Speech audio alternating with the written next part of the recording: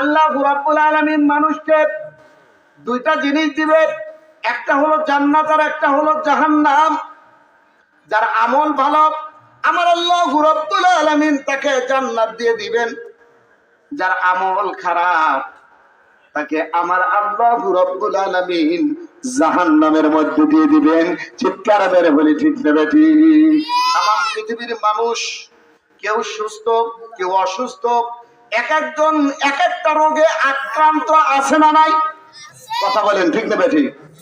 পৃথিবীর মধ্যে এমন কোন লোক নাই, এমন কোন মানুষ নাই যে বলতে পারবে না হুজুর আমার কোন রোগ নাই, আমার কোন ব্যাধি নাই, আমার কোন পালা নাই। ভাইরা আমার, সুস্থতার মালিক হলো আমার আল্লাহ, অসুস্থতার মালিক হলো আমার আল্লাহ। হায়াতের মালিক আল্লাহ, মউতের মালিক আল্লাহ, জান্নাতের মালিক আল্লাহ, জাহান্নামের মালিক আল্লাহ। ভাইরা আমার, বন্ধুগণ আমার, আপনাদেরকে ডাক দিয়ে বলতেছি, বনি ইসরাইল গোত্রের বিভিন্ন লোকের মধ্যে থেকে আমার আল্লাহ 3 জনকে পরীক্ষা করতে চান। কয়জনকে? 3 জন। বুখারী শরীফের হাদিস থেকে আলোচনাটা করছি। বনি ইসরাইল গোত্রের এতগুলো লোকের মধ্যে থেকে 3 জন লোকে আমার আল্লাহ রাব্বুল আলামিন পরীক্ষা করতে চান। মানুষ এক একজন এক একটা রোগে আক্রান্ত। যে 3 জনকে আমার আল্লাহ পরীক্ষা করবেন, এই 3 জনের মধ্যে একজন হলো কুষ্ঠ রোগীক্রান্ত। কুষ্ঠ রোগাক্রান্ত। কি রোগ? কুষ্ঠ রোগ, ঘা পসরা, দাউদ বিখাউস। এই যে কুষ্ঠ রোগ, পুরা শরীরটা শুধু ঘা দিয়ে ভর্তি। দ্বিতীয় জন হলো মাথায় তার, যার মাথায় চুল নাই। তৃতীয় জন হলো অন্ধ। বলুন তো, কুষ্ঠরোগাক্রান্ত মানুষ পৃথিবীতে আছে না নাই? 2 নাম্বার টাকু মাথা, যার মাথায় চুল নাই, এইরকম টাকু মাথাও আছে না নাই? তৃতীয় নাম্বার মায়ের গর্ভে থেকে অন্ধ, এরকম ব্যক্তি আছে। আমরা সবাই দেখেছি এই 3 জন ব্যক্তিকে বনি ইসরাইল গোত্রের 3 জন লোককে আমার আল্লাহ পরীক্ষা করার জন্য ওনার বিশেষ একজন ফেরেশতা হযরতে জিবরাইল আলাইহিস সালাতু ওয়াস সালামকে পাঠিয়ে দিলেন। 3 জন লোক সর্বপ্রথম হযরতে জিবরাইল আলাইহিস সালাতু ওয়াস সালাম কুষ্ঠরোগাক্রান্ত লোকটার কাছে উপস্থিত হয়ে ডাকতে বলল, আল্লাহর বান্দা আপনার কি অবস্থা?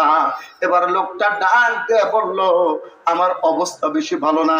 এই যে দেখতে পাচ্ছেন পুরা শরীরটা ঘা পসরা দিয়ে বোঝাই। আমি জীবনে এত ঔষধ খাইছি, এত ঔষধ ব্যবহার করছি, কিন্তু আমার এই কুষ্ঠ রোগ থেকে আমি নিরাময় হতে পারি নাই। বলুন তো সুস্থতার মালিক কে? আর একটু জোরে বলেন, সুস্থতার মালিক কে? অসুস্থতার মালিক কে? হায়াতের মালিক কে? মওতের মালিক কে? আল্লাহ। মৃত ব্যক্তিকে মুহূর্তের মধ্যে যদি বলে কুন ফায়াকুন, মৃত ব্যক্তি আমার আল্লাহ জীবিত করে দিবেন। সুবহানাল্লাহ। এমন সময় কুষ্ঠ রোগাক্রান্ত লোকটার কাছে গিয়ে ডাক দিয়ে বলল, দোস্ত বুজুর্গ কি অবস্থা? বলে ভালো না।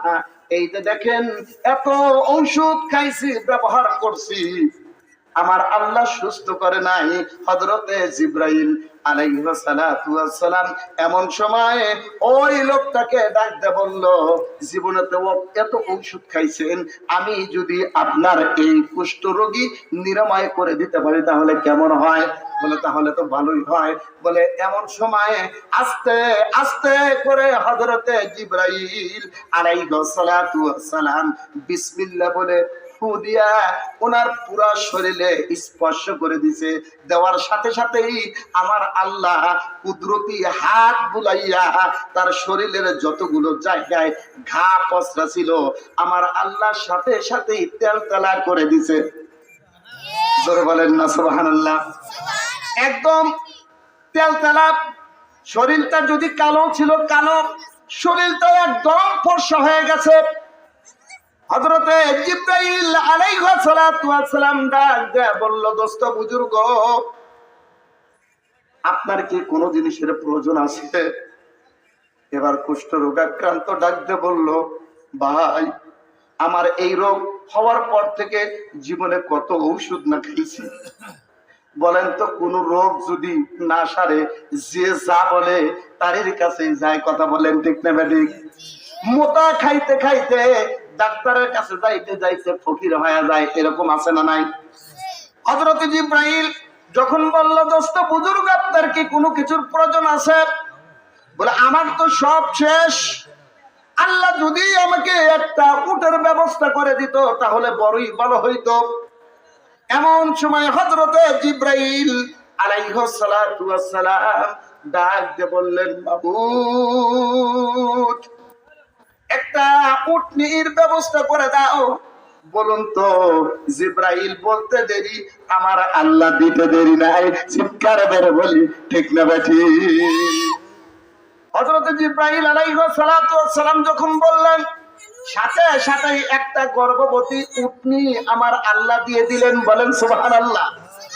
হযরতে জিবরাইল আলাইহিস সালাতু ওয়াস সালাম কুষ্ঠ রোগীকে হাত দিয়ে বললেন, এই যে আপনাকে আমি উটনিটা দিয়ে দিলাম, এবং বরকতের জন্য দোয়া করলেন সুন্দর করে, রব্বানা যালামনা আনফুসানা ওয়া ইল্লাম তাগফির লানা ওয়া তারহামনা লানাকুনান্না মিনাল খাসিরিন। আল্লাহু আকবার বলেন।